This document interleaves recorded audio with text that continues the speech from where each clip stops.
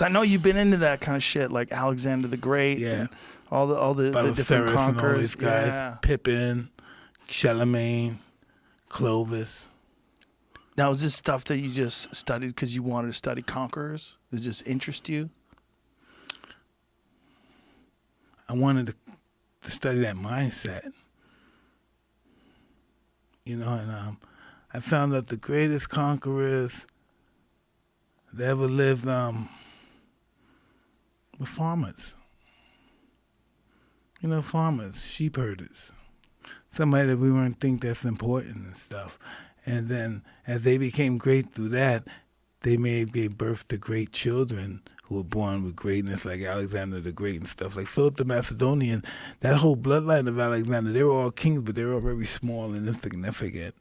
Until it was one Alexander before him that was pretty great and fought against the Persians, but eventually they lost, and they pretty much kissed the Persians' asses.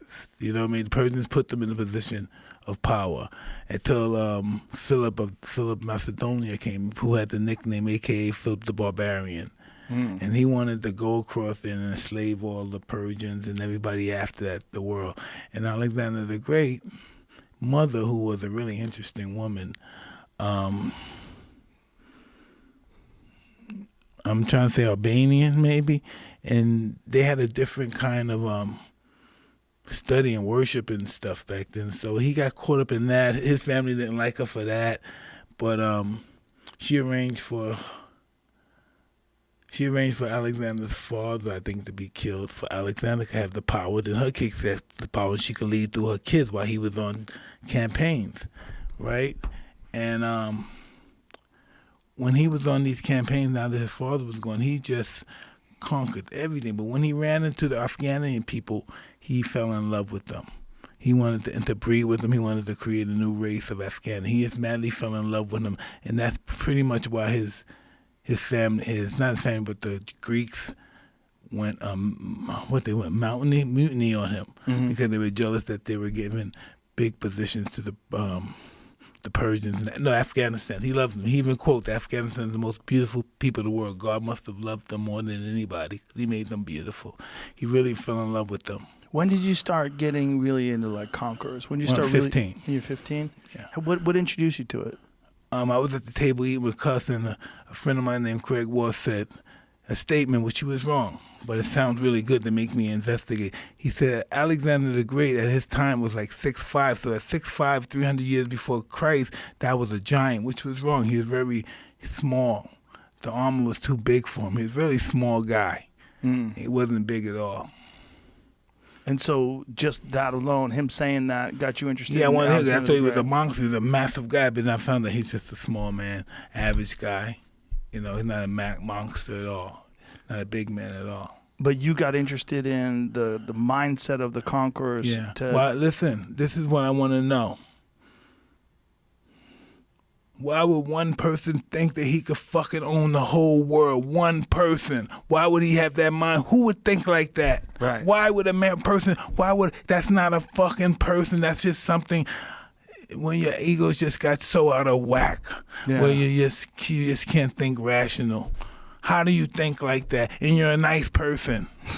It was a guy before him, a couple of 100 years before him, named Cyrus the Great. He was just like, he was a conqueror, but he was a conqueror for liberty. He wanted to conquer all the slaves and let them go. Conquer all the slave masters, let them go. He got killed for that too, but can you imagine who the hell, maybe that sounds cool too, right? Yeah. That's good, that's a good thing. But listen, think about it. Who the fuck is he to take somebody else's property, take somebody else's stuff because he believes it's wrong, which it probably is wrong. I think it's wrong, but who the fuck is he? Right. Who is this guy to take others, just to conquer you? You don't bother nobody, but this is what they did back then. Now you're killing everybody. Back then, it was really legal. It's almost in the Bible. It's in the books. It's not, I won't say it, but it's in books. Slavery is in the books, in the religious books that we need slaves, and he did this. And this guy's going to say, hey, no more slaves. He's 500 BC, so he's going to say no more slaves. No more. Slavery is wrong out through the whole world. So he wants to conquer the world and free all the slaves. Wow. So that's just a different mindset. Yeah, they're different kinds of mindsets that these conquerors had. But who he think he is? Who the hell is he? He has his little town over here. How he's going to go over the whole world? His town is right here. Well, forget his town. His country is right here. Yeah. You know? And he haven't even conquered his country yet. Now he's going to conquer the world and liberate freedom, make freedom. What kind of guy? Now that's nothing. If that's not somebody on drugs, you tell me. No, you tell me. Now be honest. If that's not somebody high, you tell me. It could be coke. No, it's something. It's something. And I'm going to free everybody. Right. This is at 500 BC, this is slavery is what it is. This is the way of the world. No, I'm going to free all the slaves. That's pretty crazy. I'm going to free everybody. What did you get out of like reading about their mindset? Like studying Temujin, studying Alexander the Great? Like what did you get out of reading about their mindsets?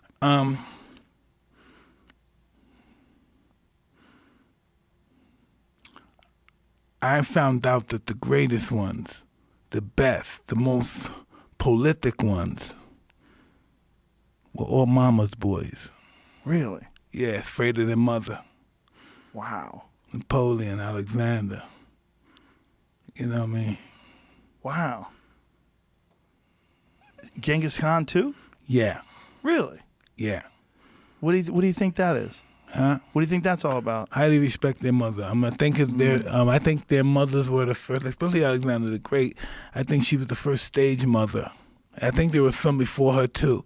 You know, because Cleopatra was one. That's just what they were. At the end of the time, they were wanted to lead through their sons or their daughters or something like that. Oh, okay. Like that parent that takes their kids to athletic events and screams and cheers and pumps them up and no. It's the parent whose child word is law, and I want to be able to have that word. Okay. Do you get that? Yeah. My son is the king. Right. Of this country or a couple of countries, but I want my thought to be in his mouth, come out of his mouth. Do you think the parents convinced the child that they were that special that they should run the world?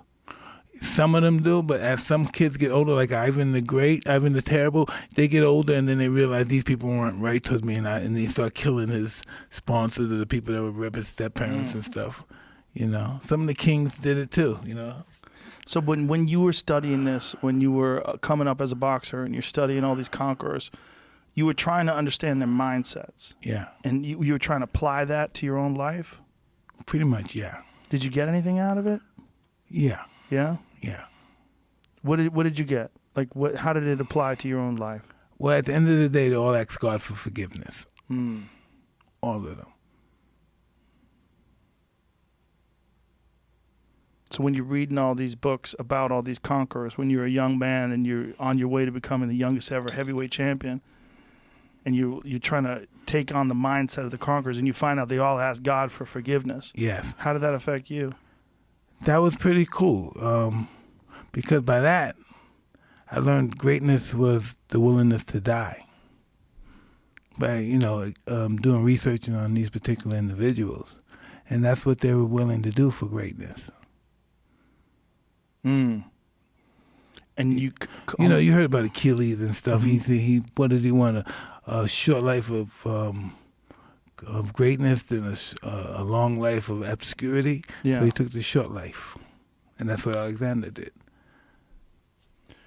When you study these people and you take that conqueror's mindset, did you get anything out of that? Did you apply that into your own pursuit as a champion? Absolutely, because you have to listen. Alexander the Great was 32 and he conquered the known world. Yeah. In 10 years.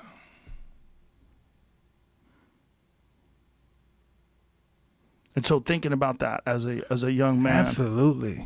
I want my preeminence to rival the times that in the sands of time. It's not reign with it. I think everybody should want that are competitive in the art of what do you say? Immortality. Yeah. And I'll search for it. That's what he wanted. He wanted immortality. That's what he wanted. He wanted to be known since till the end of time. Did you ever think that maybe you were born in the wrong time? That maybe if you were born in the times of Alexander the Great, you would also be a conqueror? No. I am a conqueror now because I've conquered myself and my demons. You know, not because I'm at that time. I'm never born to it. I'm born in the right time. Most of them couldn't conquer their demons. That's why they ask for forgiveness from God, all of them. Because just like the gentleman that discovered Alcoholics Anonymous, you know. Yeah. He inspired. Maybe he had a problem with alcohol at the end, but how many people have he inspired? Yeah. That is so much bigger than him succeeding or not with his problem. You know what's interesting about him is he was interested in LSD. Bill Wilson, yeah. Yeah, that was a big thing of his. That's what instructed him to have the program. Yeah. To develop the program. Yeah. When you're talking about they all would seek forgiveness from God, it's so interesting to me that you turned to cannabis, and cannabis allowed you to forgive yourself. Yeah, listen, the reason why they ask for forgiveness for God, this is interesting that you said that, is because they believed they were God. And they had to, at the end of the day, realize and check themselves. That they're not. Yeah. They're not God. And then they've done horrific things. Oh, yeah. At the end of his life, he was so forgiving and giving everything away and so sorry for everything. Wow. He didn't know how to forgive himself either. He didn't know how do you do that when you think you go, how do you forgive yourself? Yeah. So at the end of the day, he said, look, the man who conquered the world died with nothing in his hand. He gave everything away, had no swords or nothing.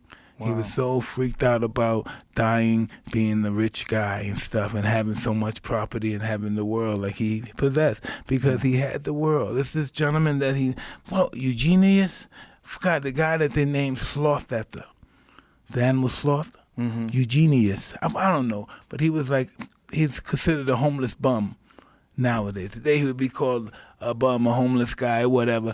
And Alexander been watching him. This is how keen he is. He's watched this guy for years. And he said, listen, before he became king of Greece, he's watched this guy. This is when he wasn't king of, and he said, hey, listen, I watch you and I have everything. And I'm unhappy and you don't have nothing. So what can I do to you to make you happy? You know what he said? Know what he had the balls to say? He said, first of all, you can be kind enough to move out the way of the sun and then allow me to enjoy my day. And he couldn't conceive of somebody to turn him down for riches and stuff. He couldn't conceive of it. It just blew his mind. He was so blown away, he couldn't even kill a guy for disrespecting him. He was just blown away. He said, I have everything. And he realized he wasn't happy. He had it all. He's the king of Greece. He didn't even know where he was getting ready to go. He's getting ready to be king of the world, but he's the king of Greece and he's just not happy. And he has everything. So he thinks by conquering the world is going to make him happy. And he did. And what happened? He turned into a drunk. Wow. Imagine that. It's crazy. That's why he experienced a new drug. See, listen, when you went on a campaign, know what I thought? I thought when you went on a campaign, the movies lie. They say you go on a campaign to just around 300 gladiators or what, 10,000 soldiers. No, they bring their whole family with them. It's like a party.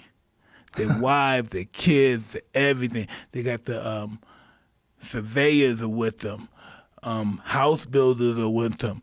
The people who deal with agriculture for that time, everything's with them. Wine, even for they could test everything when they conquer. Conquering, you know what conquering is? We think that's glorious. Conquering is glorious. Know why? Because know why it is? Conquer is robbing, raping, illegally taking somebody else's goods and enslaving them. That's conquering. That's not good people. All the people we like, we say these guys, this guy, he conquered this, he conquered that. They hurt people. They did it for greed. They didn't do it for, we're going to help our people. They did it to take things because they could.